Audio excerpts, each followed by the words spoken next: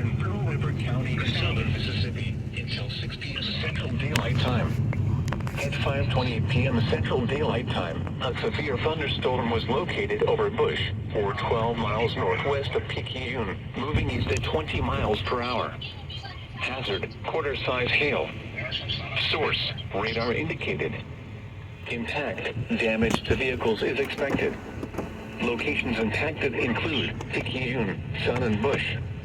This includes the following interstates: Interstate 59 in Louisiana between mile markers 8 and 11. Interstate 59 in Mississippi between mile markers 1 and 13. For your protection, move to an interior room on the lowest floor of a building. Repeating, a severe thunderstorm warning has been issued until 6 p.m. Central Daylight Time for the following parish: St. Tammany, Louisiana, and Pearl River, Mississippi.